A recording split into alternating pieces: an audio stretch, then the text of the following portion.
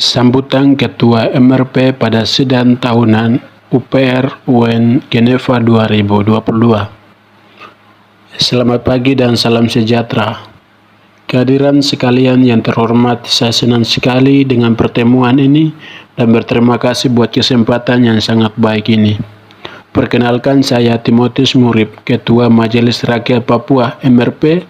Majelis Rakyat Papua adalah lembaga representasi kultural orang asli Papua yang diamanatkan oleh UU Nomor 21 Tahun 2021 tentang otonomi khusus bagi Provinsi Papua yang memiliki fokus utama untuk menyelamatkan orang asli Papua dan tanahnya.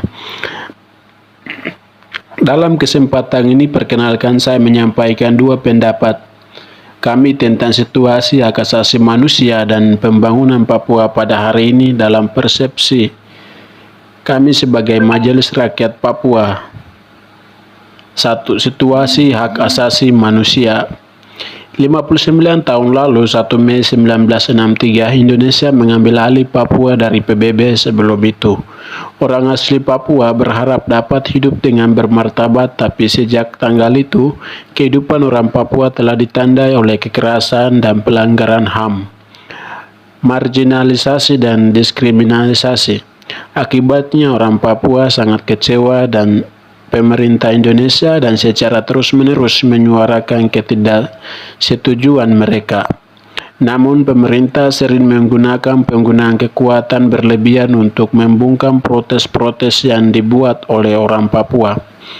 Kejatuhan Presiden Soeharto membuahkan otonomi khusus untuk Papua. Dalam 20 tahun implementasi otonomi khusus Papua, penduduk orang Papua masih banyak yang hidup dalam ketakutan dan teror yang konstan.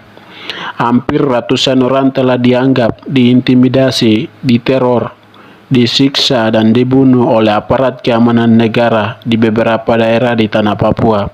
Akhir-akhir ini kita mengetahui bersama situasi kemanusiaan dan pelanggaran HAM begitu mengingat khususnya di Kabupaten Intan Jaya, Kabupaten Puncak, Kabupaten Pegunungan Bintang, dan Kabupaten Dugama. Pengungsian internal warga sejak tahun 2018 hingga November 2022, Majelis Rakyat Papua mencatat telah terjadi pengungsian internal warga asal beberapa kabupaten yang sedang mengalami konflik bersenjata antara TNI Polri dengan TPN-OPM Organisasi Papua Merdeka, seperti di distrik Kiwirok, Kabupaten Pegunungan Bintang, Kabupaten Dugama, Kabupaten Intan Jaya, dan Kabupaten Puncak. Sangat terlihat jelas di sini bahwa budaya impunitasi terpelihara dengan baik di tanah Papua. Situasi kekerasan hak asasi manusia terus terjadi. Terakhir beberapa bulan lalu terjadi mutilasi, pembunuhan terhadap 4 warga sipil oleh aparat keamanan Indonesia di Kabupaten Mika, Papua. Hal ini tidak memperlihatkan itikat baik oleh negara Indonesia dalam merespon pernyataan dari Kantor Komnas HAM PBB tahun 2018-2019 yang mendesak pemerintah Indonesia untuk menghentikan penyiksaan dan hukuman mati untuk penyelidikan semua kejahatan yang dilakukan dan untuk memastikan asas orang Papua terhadap hak atas pendidikan, hak atas kesehatan dan makanan, dan memperoleh gizi bagi orang Papua.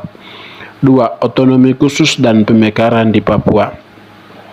Dalam tahun-tahun terakhir ada 2 masalah serius terkait kegagalan penerapan otonomi khusus bagi Papua. Pertama, permasalahan yang terkait dengan Undang-Undang Nomor 2 Tahun 2021 tentang perubahan kedua Undang-Undang Nomor 21 Tahun 2021 tentang otonomi khusus bagi Provinsi Papua. Kedua, permasalahan yang terkait dengan rencana pemekaran provinsi menjadi provinsi-provinsi atau daerah otonomi baru. Untuk yang pertama, kami menyelesaikan proses perubahan UU yang tidak melalui usulan dari rakyat Papua melalui MRP dan DPRP, sebagai diamanatkan oleh Pasal 77 Undang-Undang OSUS. Substansinya pun banyak merugikan hak-hak orang asli Papua, sehingga kami MRP Provinsi Papua dan Papua Barat telah mengajukan uji materi ke Mahkamah Konstitusi. Pada pasal 77 sangat penting agar terjadi konsultasi dan partisipasi yang bermakna dari rakyat Papua. Sesuai amanat Bapak Presiden dalam rapat terbatas Kabinet pada tanggal 11 Maret 2020 yang mengajak semua pihak termasuk orang asli Papua untuk mengevaluasi UU Otonomi Khusus. Bahkan atas amanat Presiden itu, MRP lalu mengadakan kegiatan rapat dengar pendapat masyarakat di 28 kabupaten dan 1 kota yang tersebar di wilayah adat.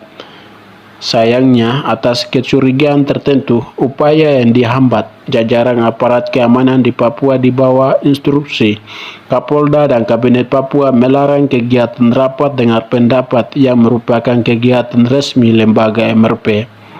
Aparat menghalangi warga membuarkan rapat hingga menangkap dan memborgil beberapa staf kami seperti di Merauke. Akibatnya MRP tidak dapat melakukan tugas dan wewenang yang diberikan oleh undang-undang, yaitu menyerap dan menyalurkan aspirasi rakyat orang asli Papua. Untuk masalah yang kedua, kami menyesalkan proses pembentukan DOP yang tidak melibatkan representasi rakyat Papua sesuai ketentuan pasal 76 Undang-Undang Otonomi Khusus. Sebelum perubahan kedua, pasal ini berbunyi pemekaran Papua menjadi provinsi-provinsi dilakukan atas persetujuan MRP dan DPRP. Ini artinya tanpa persetujuan dari MRP dan DPRP, tidak boleh ada provinsi baru di Papua. Intinya, jika kebijakan pemekaran provinsi menjadi provinsi-provinsi tidak lagi dilakukan atas persetujuan MRP, apakah itu selaras dengan spirit otonomi khusus?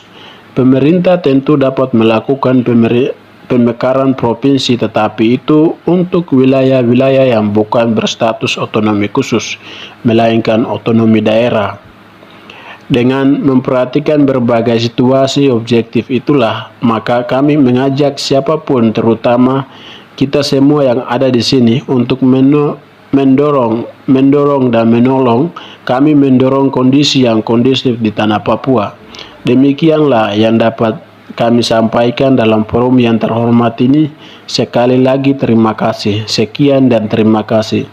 Geneva, Swiss, 8 November 2022. Majelis Rakyat Papua, Ketua Timotius Murib.